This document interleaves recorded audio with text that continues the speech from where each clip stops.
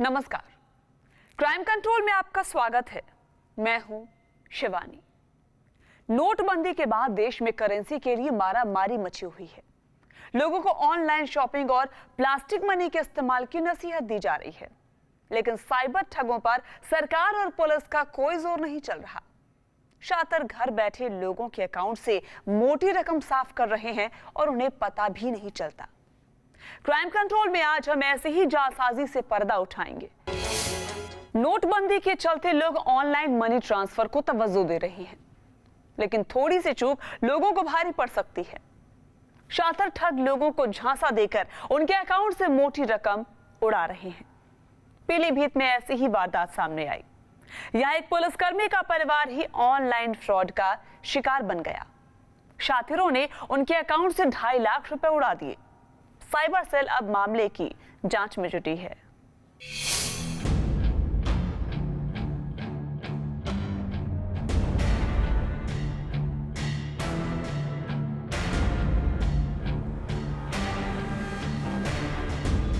अपनी शिकायत लेकर थाने पहुंचे ये शख्स हैं राजेश गंगवार, जिनके पिता खुद पुलिसकर्मी हैं, लेकिन अपनी समस्या को लेकर ये थाने के चक्कर काटने को मजबूर हैं। राजेश साइबर अपराध का शिकार हुए हैं। शातिरों ने इनके अकाउंट से करीब 2.5 लाख रुपए उड़ा दिए। शातिर कई दिन तक लगातार अकाउंट से ऑनलाइन शॉपिंग करते रहे, लेकिन इन्हें भनक तक नहीं लगी। मोबाइल में रुपए निकासी का कोई मैसेज तक नहीं आया। किसी ने कॉल कर इसकी जानकारी दी, जिसके बाद इन्होंने अकाउंट चेक किया तो पैरों तले जमीन ही खिसक गई। कितना पैसा निकल गया आपका टोटल? 2,41,400 लगभग 2,41,000 रुपये निकल गया। तो आपका मैसेज नहीं आया जो आते हैं फ़ोन पे कि नहीं आया? ये पता कैसे चला आपको इतना पैसा निकल गया? वहाँ से कॉल बैक आई। कहाँ से? वहाँ से कॉल आई, बोले मैं वहाँ से बोल रहा हूँ। कहीं से बताया? क्या कहा उसने? बोले आपके खाते से तो पैसे निकल रहे हैं, आपको पता नहीं चल पा रहा। इतने लगातार पैसे निकल रहे हैं।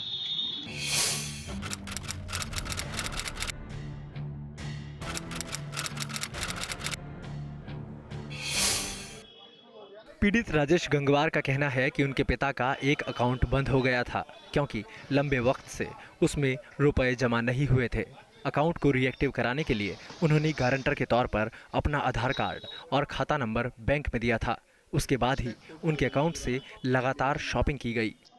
हालांकि बैंक मैनेजर ने बैंक की तरफ से कोई गड़बड़ी होने से इनकार कर दिया है। देखिए, बैंक में आधार कार्ड जो मांगा गया होगा वो हर अकाउंट को आरबीआई के जैसे निर्देश हैं, केवाईसी अपडेशन होना जरूरी है। केवाईसी अपडेशन के लिए आधार कार्ड इनका मांगा गया होगा।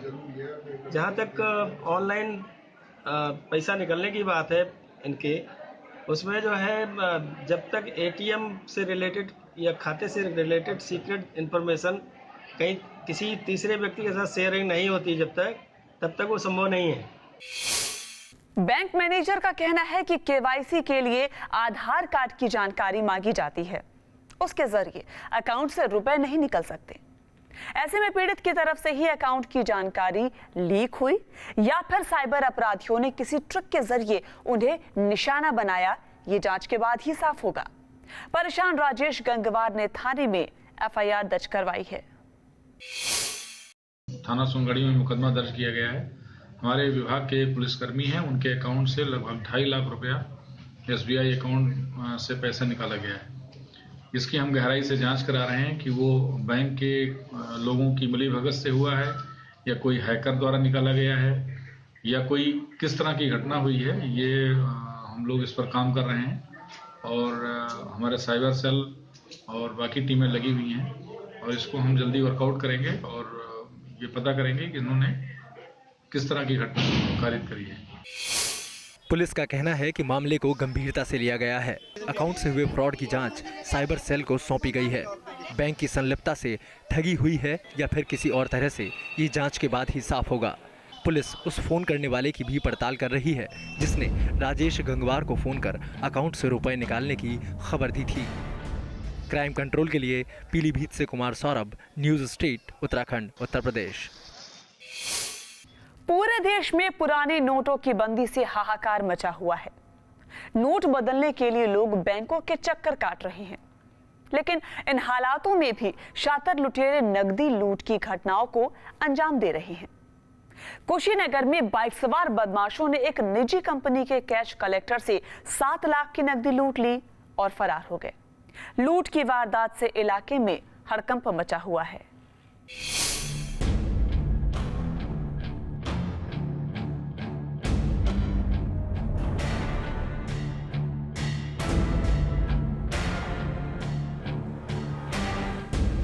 बेखौफ लुटेरे अब भी चैन की सांस नहीं ले रहे। जब पूरा देश नोटबंदी से परेशान है, पुराने नोट कहीं चल नहीं रहे, फिर भी लुटेरे सक्रिय हैं। पिछले कई दिनों से पुलिस चैन की नींद सो रही थी, लेकिन बाइक सवार लुटेरों ने जब दिन दहाड़े कंपनी के कैश कलेक्टर से 7 लाख रुपए लूटे तो हड़कंप मच गया। हथियारों के दम पर बदमाशों ने कैशियर को धमकाया और रुपए लूटकर फरार हो गए। पुलिस अब वारदात की जांच और बदमाशों की धरपकड़ के लिए हर तरफ हाथ पांव मार रही है।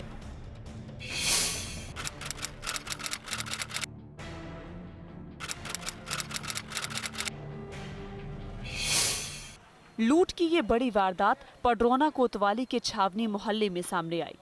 हथियारबंद बदमाशों ने वारदात को उस वक्त अंजाम दिया जब एक कंपनी के कैश कलेक्टर अजय चंद गुप्ता से रुपयों से भरा बैग लूट लिया गया। अजय कंपनी की रकम बैंक में जमा करने जा रहे थे। श्री राम फाइनेंस से जैसे ही सीढ़ी से उतरे, 2 लोग मेरे पास आए और तमंचा दिखा के और हमको दौड़ाने लगे। जो हम देखे कि वो मेरे पीछे दौड़ते हुए आ रहे हैं तमंचा लेके, तो अपना बैग फेंक के हम वहाँ से भाग गए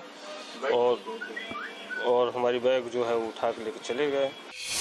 कंपनी अलग अलग संस्थानों से कैश कलेक्ट कर बैंक में जमा करने का काम करती है, जिसके collection agent Ajay Chand Gupta cash collect कर बैंक में जमा कराने जा रहे थे। लेकिन जैसे ही वो एक कंपनी से कैश लेकर बाहर निकले, बाइक सवार 3 बदमाशों ने असलहा दिखाकर उनसे रुपयों से भरा बैग छीनना शुरू कर दिया। असलहा देखते ही घबराकर अजय चंद ने बैग फेंक दिया, जिसे लेकर लुटेरे फरार हो गए। 3 लोग थे, काले रंग की पल्सर थी और गाड़ी का नंबर हमने लास्ट का केवल नंबर 8634 नोट किया है। वहाँ एक आदमी बताया कि 8634 गाड़ी का नंबर है, जिसको हम लिख लिए। घटना के वक्त पीड़ित ने तुरंत 100 नंबर पर कॉल कर पुलिस को लूट की सूचना दी। पुलिस कैश कलेक्टर से पूछताछ कर मामले की पड़ताल में जुटी है। लूट की सूचना प्राप्त हुई है। मौके पर कुछ और भी अमाउंट बताया जा रहा है। अभी उससे पूछताछ की जा रही है। जो भी घटना होगी उसके अनुसार कार्रवाई की जाएगी। लाखों की लूट बताई जा रही है, तो इस तरह से कैसे पैसा आया था क्या? अगर लाखों की लूट है तो उससे छानबीन की जाएगी फिलहाल, क्योंकि बड़े नोट बंद हो चुके हैं। अब पैसे कैसे कलेक्ट किया, क्यों कलेक्ट किया, वैध है या अवैध है, इस संबंध में छानबीन की जाएगी। जो सच्चाई होगी उसके अनुसार कार्रवाई की जाएगी। पुलिस ने पीड़ित एजेंट से पूछताछ कर आरोपियों की तलाश शुरू कर दी है। पीड़ित के मुताबिक रुपयों में 500 की नोट में लगभग 2 लाख रुपए थे। ऐसे में बड़ा सवाल तो यही है कि जब पुराने नोट अब बंदी की कगार पर हैं, तो लुटेरों ने लूट क्यों की और वो इन रुपयों को कहां खपाने की तैयारी में है। क्राइम कंट्रोल के लिए कुशीनगर से एसएन शुक्ल के साथ bureau report, News State Uttarakhand Uttar Pradesh. सूबे में कानून का राज है या गुंडे बदमाशों का, ये सवाल अक्सर उठता है, क्योंकि गरीब और मजबूर लोगों के साथ जाती की जाती है। लेकिन पुलिस उल्टा पीड़ितों का ही शोषण करती है और दबंगों के खिलाफ कोई कार्रवाई नहीं करती। ऐसी एक वारदात सामने आई है मिर्जापुर से, जहां पर होटल में शराब पीने से मना करने पर दबंगों ने होटल कर्मचारियों को बेरहमी से पीटा।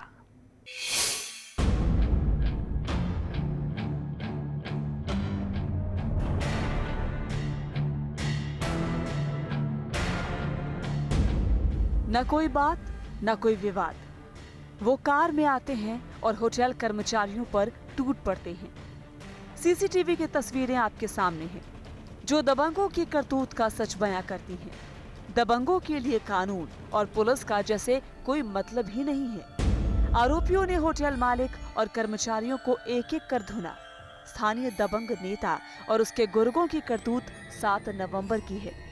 पीड़ित ने थाने जाकर एफआईआर दर्ज कराई, लेकिन हफ्तों बाद भी आरोपियों पर कोई कार्रवाई नहीं हुई। पीड़ित ढाबा मालिक और कर्मचारी डरे सहमे हैं।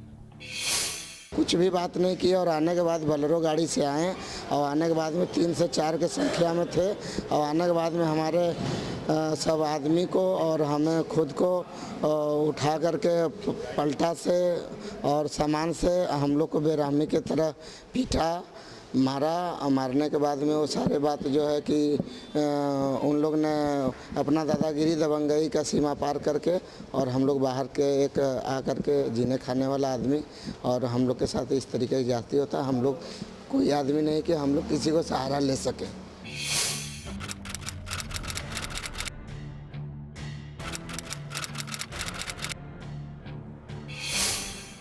सीसीटीवी की ये तस्वीरें थाना चुनार इलाके के चचेरी मोड़ के सूरज ढाबा की है।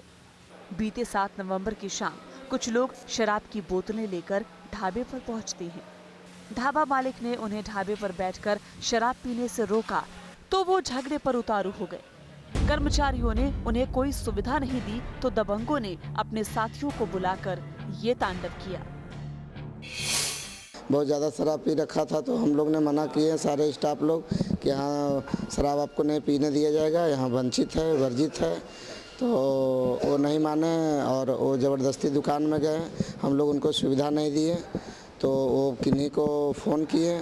फ़ोन करने के बाद और ठीक 1 घंटे बाद वो राजू गुप्ता नाम के एक नेता दबंग किस्म के लोग आया। सीसीटीवी की तस्वीरें दबंगों के कहर का सच बयां कर रही हैं। मारपीट का वीडियो वायरल भी हो रहा है, लेकिन पुलिस की नींद अब तक नहीं टूटी। पीड़ित होटल मालिक का कहना है कि वो बिहार का रहने वाला है। आरोपी दबंग हैं, इसलिए कोई उन्हें सहयोग करने वाला ही नहीं है। पीड़ित ढाबा मालिक और कर्मचारियों ने किसी तरह भागकर अपनी जान बचाई। जब आला अधिकारियों से इस मामले पर सवाल किया गया तो उनका कहना है कि अगर ऐसा हुआ है और वीडियो फुटेज है तो उसे मंगाकर आरोपियों के खिलाफ कार्रवाई की जाएगी। ये है कि एक दबंग कुछ लोग घुसते हैं जो कि सीसीटीवी रिकॉर्डेड भी है और होटल में मारपीट करते हैं। अगर बिल्कुल ऐसा कोई फुटेज है तो उसको मैं मंगवा लेता हूं, उस आधार पर मुकदमा दर्ज करके कार्रवाई की जाएगी। पुलिस अधिकारी आश्वासन दे रहे हैं, लेकिन यूपी पुलिस कैसे काम करती है ये किसी से छिपा नहीं है। दबंग सरेआम मारपीट और हंगामा करते हैं, लेकिन सत्ता के दबाव के चलते पुलिस हाथ पर हाथ धरे बैठी रहती है। अब देखना ये है कि आरोपियों पर कार्रवाई कब होती है। क्राइम कंट्रोल के लिए मिर्जापुर से सुरेश सिंह के साथ bureau report, News State Uttarakhand, Uttar Pradesh. नोटबंदी के असर से देश की जनता दर दर भटक रही है। बैंक और एटीएम में पैसे नहीं मिल रहे, लेकिन शराब पीने वालों को शायद इससे कोई फर्क नहीं पड़ा। वो अभी भी नशे में हंगामा और मारपीट करते नजर आ रहे हैं। देवरिया में शराब के नशे में युवक ने अपनी भाभी को चाकू मार दिया।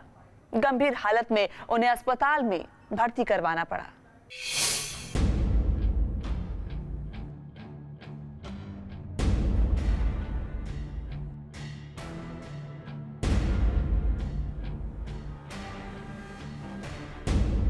जिला अस्पताल में लेटी इस महिला की हालत गंभीर है। इसके पेट में चाकू का गहरा जख्म है। नाजुक हालत को देखकर इसे गोरखपुर मेडिकल कॉलेज रेफर करना पड़ा। महिला की हालत देखकर घर वाले बेहद परेशान हैं। इसे इस हालत में पहुंचाने वाला कोई और नहीं बल्कि इसका देवर ही है। शराब के नशे में दरिंदे ने इसकी जिंदगी मुश्किल में डाल दी। गरीब परिवार बड़ी मुश्किल से गुजारा कर रहा था। पति बाहर नौकरी करता है। ऐसे में अस्पताल के खर्च के लिए पैसे कहां से आएंगे ये भी किसी की समझ में नहीं आ रहा।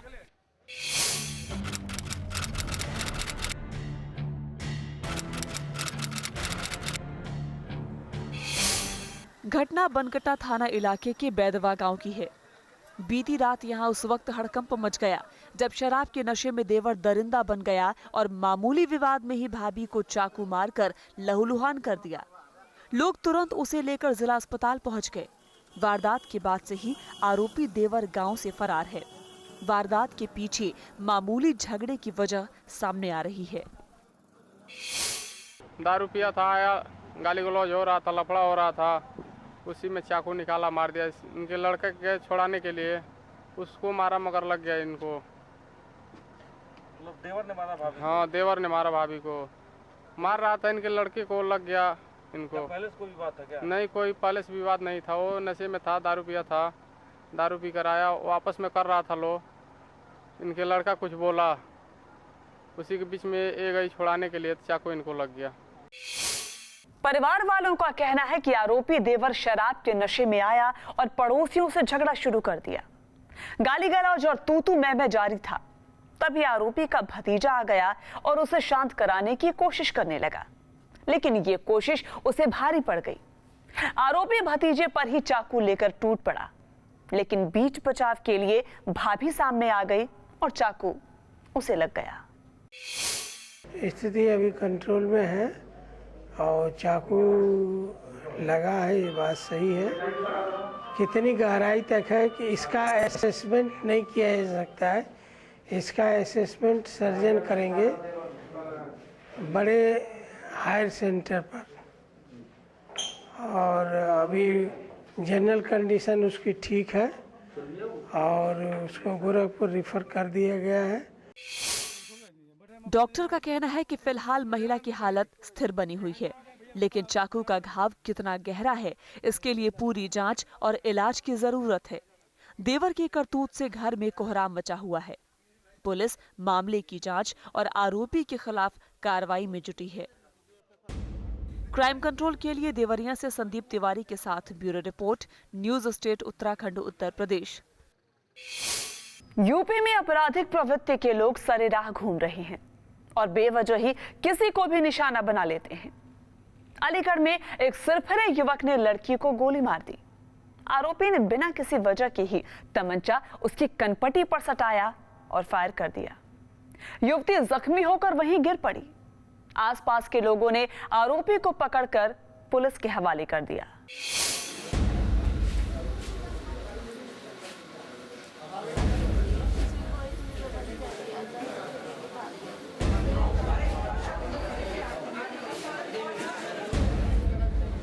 जख्मी हालत में अस्पताल के बेड पर लेटी इस लड़की के सिर पर गोली लगी है। पड़ोस में रहने वाले एक सिरफिरे युवक ने बेवजह ही इसकी कनपटी पर गोली मार दी। गनीमत रही कि इसकी जान बच गई, लेकिन शातिर शैतान की करतूत से मोहल्ले में सनसनी फैल गई। पीड़ित से पूछताछ कर पुलिस मामले की जांच और कार्रवाई में जुटी है, लेकिन पीड़ित परिवार गहरे सदमे में है। आरोपी ने ऐसा क्यों किया, ये किसी की समझ में नहीं आ रहा। युवती का कहना है कि वो हाथ में तमंचा लिए था और कह रहा था कि मैं इसे चला सकता हूँ। बातों बातों में ही उसने फायर कर दिया। मैं चला रहा तो मुझे क्यों दिखा रहा, किसी और को जाके दिखाई दिया उनको। इतने में उसने मेरी गन चला दी। मुझे लगा शायद पैसे है, तो मैंने उनके सर पे हाथ लगा तो मेरे ब्लड निकलने लगा, मुझे चक्कर आने लगे। कौन था वो? कौन था? हमारे पड़ोस में रहता है। क्यों चलाई उसने? मुझे नहीं पता, वो दूर से आ रहा था। मुझे ये नहीं पता था कि वो मुझे दिखा रहा है, तो सच में चला भी दिया मेरे को। क्या एक तरफा प्यार करता है, क्या है? नहीं, कुछ नहीं है।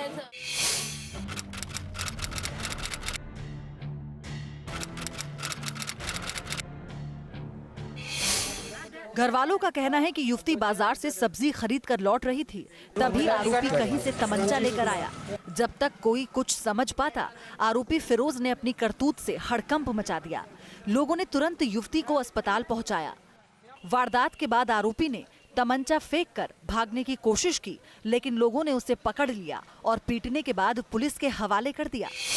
वहाँ से आ रहे थे, सामने से ये पड़ा है, इसने छेड़छाड़ की है। कौन है? फिरोज नाम के लड़के ने, और इसके साथ और भी थे, और गोली मारकर दूसरे के हाथ में तमंचा देके उसने भी फेंक दिया बम्बे में। बम्बे में फेंकने के बाद में ये दोनों फरार हो गए। कहाँ गोली लगी? सर पर लगी हुई है। तो अब फिलहाल कहाँ पे? अब तो वहाँ है मेडिकल। सन के युवक की करतूत ने युवती की जिंदगी खतरे में डाल दी। आरोपी ने उसे गोली क्यों मारी, ये किसी के समझ में नहीं आ रहा। लड़की के भाई का कहना है कि आरोपी फिरोज बहन के साथ छेड़खानी कर रहा था। उधर युवती ने एक तरफा प्यार या इस तरह की किसी भी बात से इनकार किया है। शातिर की करतूत से पीड़ित के परिवार में कोहराम मचा हुआ है। सब्जी लेकर लौट रहे थे तो उसने एक लड़का ने फिरोज ने तमंचा लगा के मार दिया। तो गोली कहाँ लगी? दिमाग पर, कनपुटी पर। तो क्या कोई झगड़ा वगड़ा भी होता है इसमें पहले? नहीं। जैसे वो लड़का आया तो झगड़ा हुआ था? नहीं, अचानक ही मार दी उसने। मामला प्रेम प्रसंग का है या फिर आरोपी ने गुंडागर्दी दिखाते हुए युवती को लहूलुहान किया, ये पुलिस की जांच में ही सामने आएगा।